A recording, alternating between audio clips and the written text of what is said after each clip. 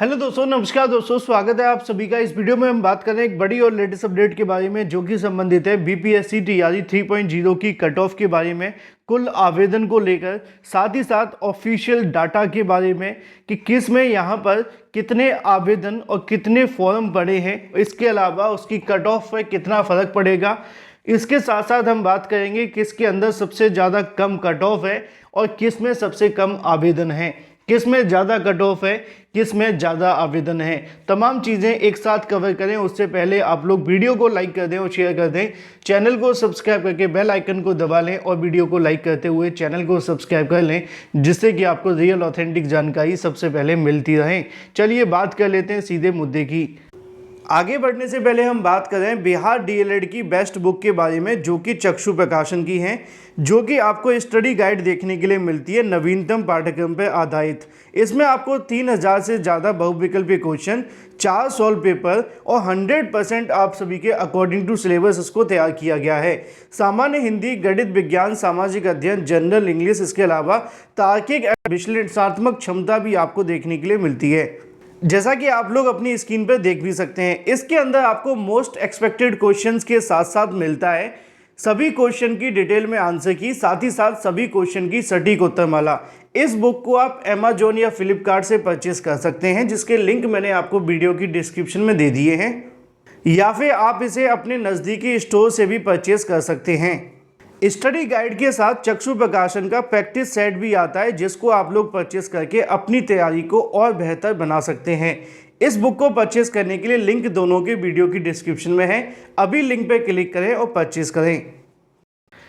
मैंने कल भी आप सभी के लिए एक वीडियो बनाया था, उसमें भी आप सभी को मैंने बताया था कि बीपीएससी टीआरई 3.0 के अंदर जो टोटल आवेदन देखने के लिए मिले हैं वो इस बार के आवेदन पहली भर्ती यानी कि टीआरई 1 और टीआरई 2 के मुकाबले काफ़ी ज़्यादा कम है। अगर आप लोग सही दिशा को फॉलो करते हुए अपनी प्रिपरेशन कर रहे हैं एक नौकरी पाने के लिए, तो आपको वो एक नौकरी बहुत आसानी से मिल सकती है, बस शर्त है कि आपने मेहनत सही तरीके से की हो। लेकिन ये सिर्फ उन लोगों के लिए बात कही जा रही है जो अभ्यर्थी यहाँ पर आते हैं। ऐसे में अगर बात की जाए सीधे मुद्दे की समझाने के लिए, फिर बात करते हैं उस मुद्दे पे, क्योंकि अभ्यर्थी कंफ्यूज ना हो जाएं। अगर बात की जाए तीसरे चरण की शिक्षक भर्ती परीक्षा में एक पद पर औसतन 6.62 अभ्यर्थी हैं। हालांकि ये जो आंकड़ा है वो पूरे तरीके से गलत होता है। अगर आपने मेरा कल का वीडियो भी देखा होगा तो कल तक जो आंकड़ा मिला था वो 4,56,000 का था, जो कि निश्चित तौर पे थोड़ा सा आंकड़ा बढ़ गया है। अब बढ़ने के बाद कितना हो गया है उस पर थोड़ी सी बात कर लेते हैं। बढ़ने के बाद यहाँ पे जो आवेदन की संख्या है वो बीपीएससी द्वारा ली जाने वाली तीसरे चरण की शिक्षक नियुक्ति परीक्षा में एक पद पर औसतन 6.5 अभ्यर्थियों ने आवेदन किया है। विशेष अध्यापक की 65 रिक्तियों को छोड़ दिया जाए तो तीसरे चरण के लिए 87,709 शिक्षकों की नियुक्ति देखने के लिए मिलेगी और इसके लिए जो कुल आवेदन का आंकड़ा है वो 5,81,305 अभ्यर्थियों ने आवेदन दिए हैं। इनमें एक रिक्ति सबसे अधिक अगर बात की जाए तो 10 गुना यानी कि 11 अभ्यर्थी देखने के लिए मिलते हैं, और वो किसके अंदर है, वो 6 to 8 के अंदर हैं। माध्यमिक के अंदर लगभग 8.5 अभ्यर्थी एक सीट पर हैं। अगर बात की जाए प्राथमिक के अंदर तो लगभग 5.25 अभ्यर्थी, एक समझ लेना 6.5 यानी कि कोई आधा अभ्यर्थी परीक्षा देने नहीं जाएगा, पौना अभ्यर्थी परीक्षा देने नहीं जाएगा। ये कंपटीशन बताने का तरीका है, ठीक है। और अगर बात की जाए 11th और 12th के लिए तो यहाँ पे 3 अभ्यर्थी भी नहीं है, ठीक है ना। तो सीधे तौर पे अगर आप इसको समझने की कोशिश करें तो यहाँ पे आप सभी को देखने के लिए मिलेगा वो पूरा आंकड़ा। अगर बात की जाए प्राथमिक के अंदर 28,026 पद हैं, जबकि आवेदन 1,60,644 ने किया है, यानी कि निश्चित तौर पे इसमें आवेदन की संख्या कम हुई है। पिछली बार आपको याद होगा 4-4, 5-5 लाख ने आवेदन किया था, लेकिन उस समय एक चीज़ ये भी थी कि उसमें बीएड करने वाले अभ्यर्थियों को मौका मिला था, पहली की बात कर रहा हूँ। लेकिन इसमें क्या हुआ कि बीएड करने वाले अभ्यर्थियों को आवेदन करने का मौका नहीं मिला और इसकी वजह से आवेदन की संख्या में गिरावट हुई है। लगभग एक सीट के लिए आप कंपटीशन देखें तो 6 अभ्यर्थी फाइट करते हुए दिखाई दे रहे हैं। परीक्षा में जब आप जाएंगे तो ज़्यादा से ज़्यादा 4.5 अभ्यर्थी बचेंगे, क्योंकि बहुत सारे अभ्यर्थी आवेदन तो कर देते हैं लेकिन परीक्षा देने जब हम जाते हैं तो लगभग 70 से 80% ही देखने के लिए मिलते हैं।